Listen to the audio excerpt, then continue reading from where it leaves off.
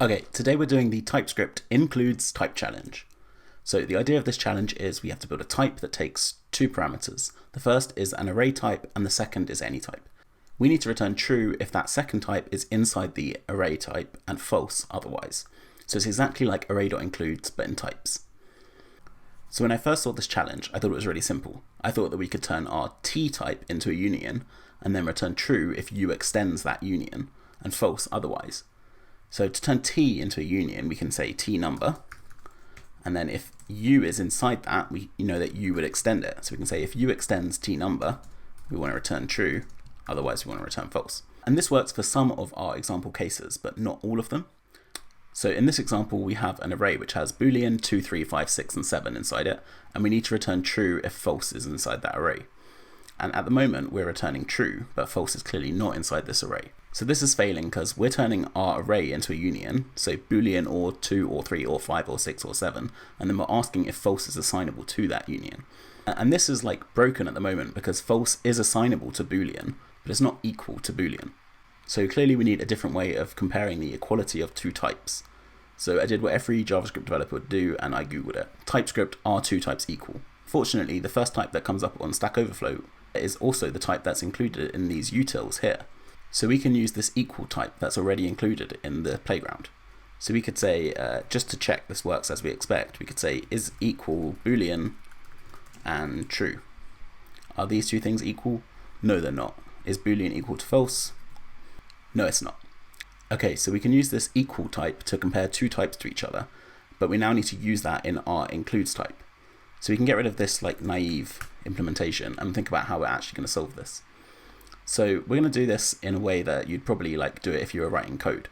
We're going to loop through T and ask if each element is equal to U. If not, we continue, and if we find it, we return true. If we get to the end and we still haven't found it, we return false. So in types, we can't just build a for loop to loop over things in an array, but instead we can use recursion. We can say if U is equal to the first thing in T, return true. Otherwise, grab everything else out of T and ask our type again if U is included in just that subsection of the array. Eventually that array is going to get smaller and smaller and we'll either find our element or we'll get an empty array. If we get an empty array, we know that U can't be in it, so we'll return false. So let's do that. So to build this loop, we need to be able to grab the first thing and everything else out of an array. So we can use the infer keyword to do this. We can say if T extends, and then we can say infer like first, and then we can say ... infer rest. First is going to match to the first thing in the array, and rest is going to match to everything else in the array, or an empty array if there was only one thing in it. So if T has at least one thing in it, we're going to say, does that first thing equal? We'll use our utility type equal. So is first and U equal? So if these things extends true, we're going to return true because we found U at the element first. Otherwise, if U isn't equal to first, we're going to ask our includes type again whether U is included in the rest of the array. So we'll say includes and then the rest of the array and U.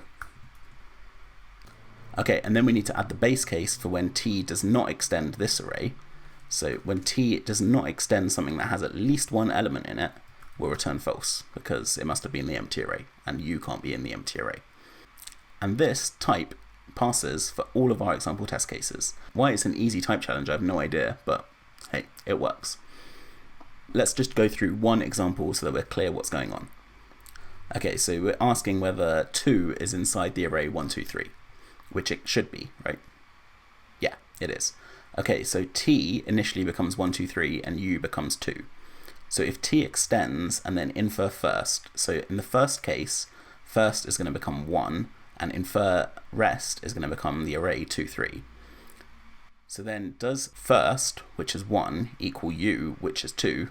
Well, no, it doesn't.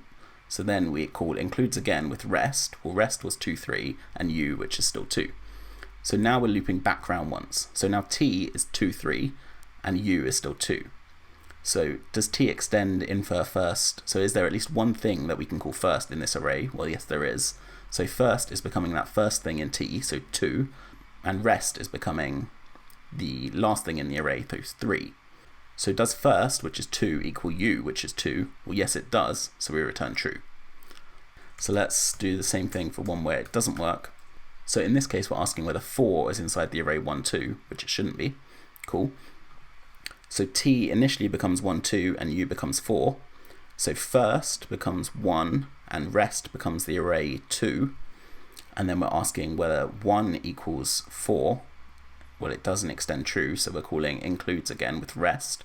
Well, rest is now 2, and u is still 4. So t becomes 2, and u becomes 4.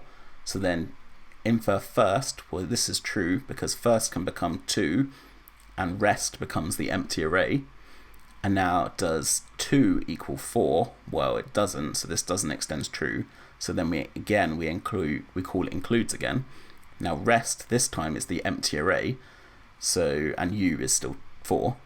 So now does t extend something that we can assign first to? Well, it doesn't, because there's nothing inside our array. So now we go to the negative case of this condition and we say false. So this is where the false comes from. Cool, and that's it. That's our type.